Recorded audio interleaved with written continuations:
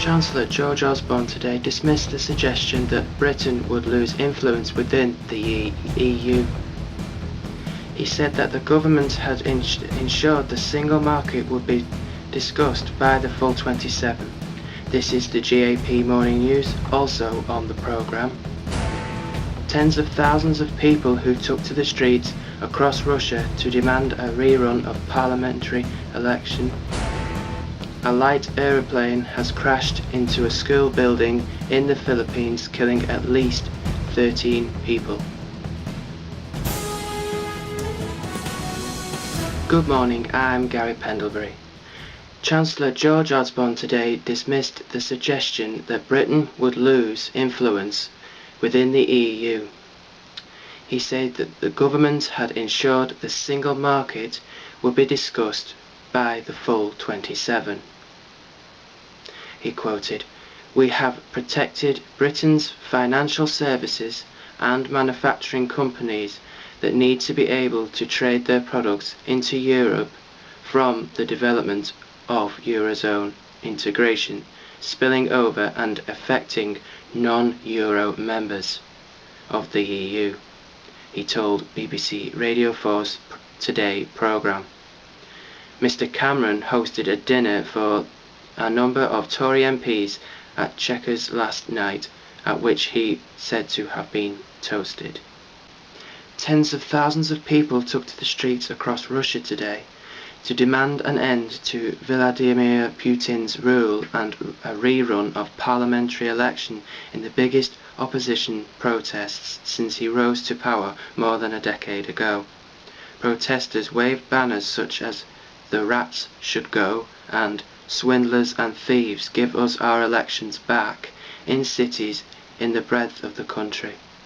The numbers on the streets are largest seen in 20 years.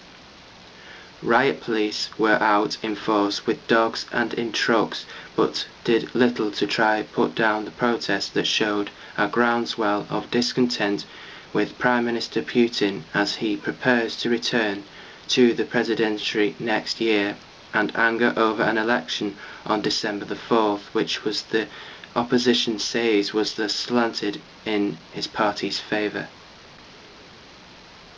A light aeroplane has crashed into a school building this morning in the Philippines, killing at least 13 people, including 2 children. The pilot requested an emergency landing shortly after takeoff. The plane burst into flames upon hitting the school, said Mayor Florencio Bernabe of suburban Palisque City. No classes were in the session when the plane hit, but officials were determining exactly how many on the ground were injured or killed, he said. Firefighters reported that the bodies were charred and that the dead included the 2 passengers on the plane, the pilot and the co-pilot. The family of a British soldier who died following an explosion in Afghanistan have paid tribute to his ability to light up a room as much as he lit up our lives. 24-year-old Sapper Elijah Bond from 35 Engineer Regiment Royal Engineers died in Queen Elizabeth NHS Hospital in Birmingham.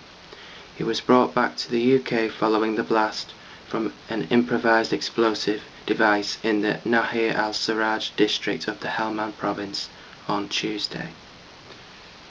The United Nations is pressing Syria to let observers into the country amid opposition claims that it fears that the regime is preparing a brutal crackdown in Homs.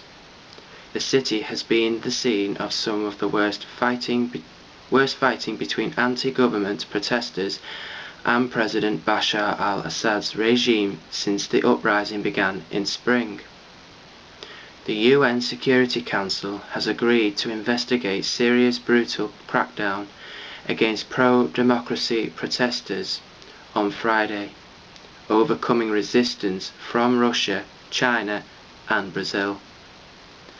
It comes as Turkey warned the regime it would act to protect itself if a Syrian government crackdown on protesters threatened regional security and unleashed a tide of refugees on its borders. On to this morning's sports, and Amir Khan defends his light welterweight titles against America's Lamont Peterson tonight. A boxer who grew up homeless on the streets of the US capital until he was 10 years old. The Bolton fighter hopes to successfully defend his WBA and IBF belts against Peterson before leaving the 10-stone ranks as the division's recognised number one. From there, 25-year-old Khan plans to move up to the 10-stone 7-pound welterweight division where potential riches and recognition await. Top of his list is a showdown with pound-for-pound kingpin Mayweather, but other high-profile names on his radar include Shane Mosley, Victor Ortiz and Miguel Cotto. Well, let's take a look now at Saturday's front pages. And first we start with the Daily Mail. That says the day he put Britain first. That is David Cameron, of course, putting Britain before the EU. The Daily Mirror claims here that Louis Walsh, a judge on the X Factor, has paid more than $30,000 for a hair transplant. He has admitted.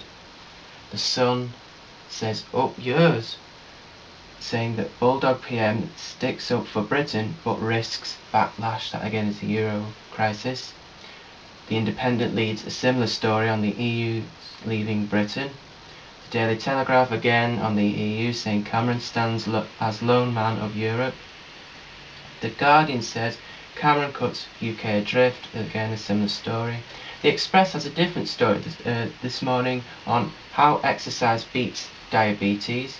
And finally, the Daily Star says Frankie Kokoza, who was had to be cut out of the X Factor this year, says I'll be back on the X Factor final.